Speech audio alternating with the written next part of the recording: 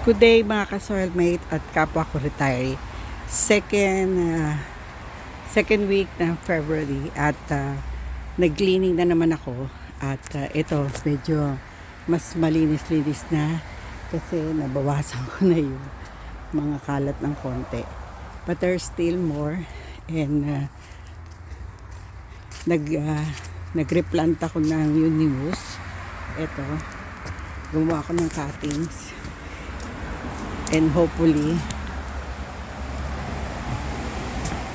yan, yung mga cuttings ko ng Unimus. Kasi medyo mahal tong klase ng halaman na to. Kaya, titignan ko kung late winter, when I do the cuttings. Kasi sayang naman kung itatapon ko. Kaya, itinanim ko muna. Yan. Yun yung aking ginawa ngayon. And then, ito, nakikita nyo, yung aking hydrangea starting to bloom. Yan, a little bit. Yan, lumalabas na yung mga buds para magkaroon na siya ng flowers. Yan. So, dalawang cuttings ang ginawa ko.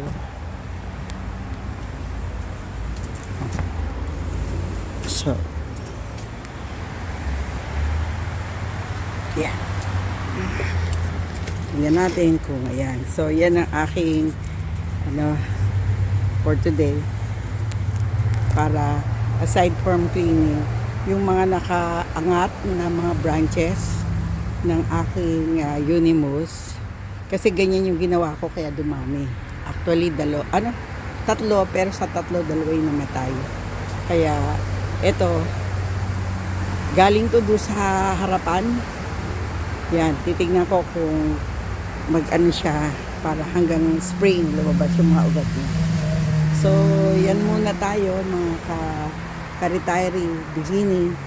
Trying my best to do something para mabawasan yung dumi ng aking halaman. Kasi, malapit na ang Lunar New Year. At sabi nila, pag Lunar New Year, you do some cleaning. Make sure pati yung backyard mo, front yard ay nababawasan. Kung katulad nito, wala namang snow, kahit malamig, mag-brace up ka lang, lagay ka ng mas makapal na damit at makakabawas ka ng dumi. Kasi pag hindi mo rin in-stretch masyado yung katawan mo, kasi purposely while cleaning, nag-i-stretching ka rin ng katawan. Kaya siguro mas mabuting ganito ang gawin natin. Ayan. Tignan nyo to. Ito yung 200 na pinakita ko sa inyo. Napaka cloudy na ngayon. Tsaka yun, nakikita nyo yung puno. Ganda, no? Pero wala yung puro sanga lang yan. Puro sanga. Kasi nga, salamat sa Diyos at wala kami snow, pero I don't know yung impact nito sa natin sa summer o early spring kasi nga walang matutunaw na yelo, pero continuous naman ng rain, kaya for sure hindi naman kami magkakaroon ng tagtuyot, no? So ayan, BCM Street, malapit nang magdumilim kasi winter is still winter, kaya mas mabilis ang pagdilim.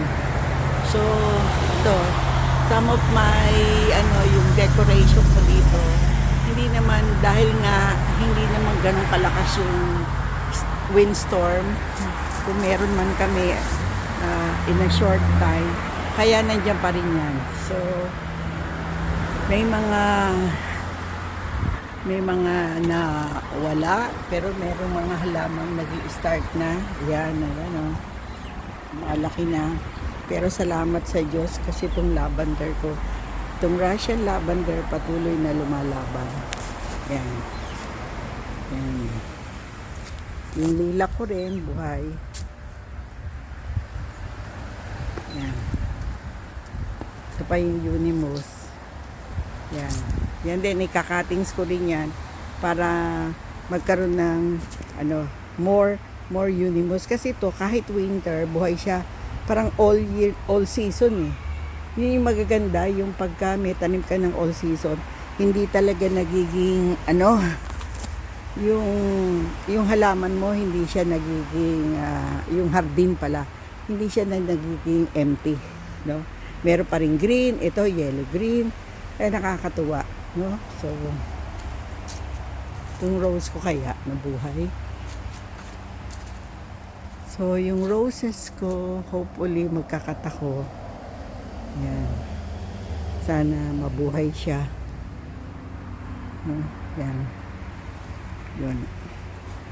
Empty. Ito lang boxwood. Yung boxwood, tingnan nyo, oh. May mga small growth. Yan. Boxwood yan. So, yan. Tatanggalin natin. Yung boxwood. Tapos, ito palang aking. Yan. 3 boxwood dyan na nagsimula sa napakaliit na piece. Ngayon ay bibilugin uli namin yan ng husband ko. Tapos marami akong pinropagate na ito, tignan nyo yung mga succulent to. Yung sedum, hindi siya nawawala, no? Ito yung aking vegetable garden. Tatanggalin ko na. Hindi ko kasi masyado itong nalinis. So may pa rin. So far so good. Nakabawas ako. At medyo dumidilim na, kaya papasok na ang lola nyo. So again, sana kayo din makapag-start kayo ng cleaning, kasi sabi mas maganda pag dumarating ang Lunar New Year. Kahit hindi tayo Chinese, pero somehow yung Feng Shui meron din siyang positive effect sa atin. Pag kasi mas malinis ang bahay, yung utak din natin parang hindi magulo, ganon. So kung meron tayong chance na maglinis, let's do it, kasi para sa atin din yon, para sa pamilya natin, para sa mga apo natin. Maging sample tayo na yung pag maayos ka, inoobserbahan ka ng apo natin eh. Pag maayos ka, sila din gagawin nila yan later on in their life, kasi marirecall nila during their younger days, nakikita nila tayo na kumikilos at hindi tayo nakahiga. Siguro kasi may time naman ng paghiga, may time ng pagkilos. So kung kaya natin kumilos at wala tayong masakit-sakit. Ako, pag nararamdaman ko yung sakit sa gabi, pero sabi ko nga, pag may pain ka, kasi buhay ka. Pag wala ka ng pain, yun, patay ka na nun. Kaya, yun ang lagi kong sinasabi sa husband ko. Okay lang yang may pain. Ibig sabihin, we were able to use our muscles, our joints, properly. Kasi meron tayong mga movements. And hindi naman yung mawawala ang pain, kasi nga matanda na tayo. Part yun ng mga diseases ng mga senior, no? Kasi nga, yung ating spare parts, hindi na ganun kalakas, no? Hindi na ganun ka-healthy as compared before.